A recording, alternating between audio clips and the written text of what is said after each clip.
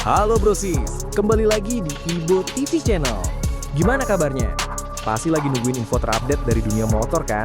Nah, kali ini gua punya berita yang bikin jantung kalian deg-degan. Siap-siap, karena pabrikan motor yang udah kita kenal banget bakal ngeluncurin motor listrik yang bukan kaleng-kaleng. Ini dia, motor listrik yang bakal mengubah peta persaingan skutik di Indonesia, TVS M1S.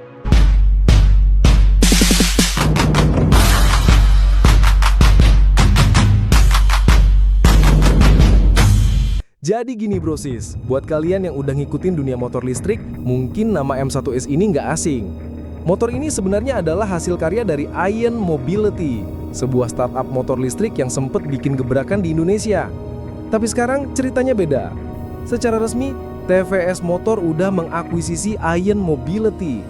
Ini bukan cuma sekedar kerjasama, tapi TVS bener-bener jadi investor strategis dan integrasi ini jadi langkah besar mereka buat nguasain pasar motor listrik di Asia Tenggara. Nggak cuma perusahaannya, bosnya juga ikut pindah loh. James Chan, founder dari Ion Mobility, sekarang menjabat sebagai Senior Vice President di TVS Motor. Jadi dia yang bakal jadi jenderal di belakang pengembangan dan peluncuran motor ini. Oke, sekarang kita bedah kenapa motor ini bisa bikin heboh. Pertama, dari desainnya. M1S ini tampil dengan gaya skutik bongsor, mirip-mirip NMAX atau PCX tapi dengan sentuhan futuristik khas motor listrik. Bodi gambot, jok panjang dan desain lampu yang bikin dia stand out di jalan. Yang paling penting, performanya. M1S ini pakai sistem mid drive, bukan hub drive, kayak motor listrik pada umumnya. Artinya, tenaga dari motor penggerak disalurkan ke roda belakang pakai rantai, persis kayak motor konvensional. Hasilnya apa? Tenaga bisa lebih besar dan responsif. Data yang gue punya, tenaga maksimalnya tembus 17 TK dan yang paling gila, torsinya bisa mencapai 254 Nm. Bayangin, torsi segitu bikin akselerasinya instan banget brosis. Angka ini bahkan lebih besar dari motor sport 250 cc. Lalu gimana soal daya jelawahnya? Motor ini dibekali baterai 72V 48Ah.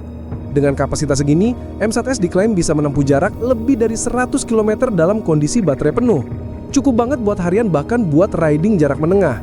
Nah, sekarang kita masuk ke pertanyaan paling krusial, harga.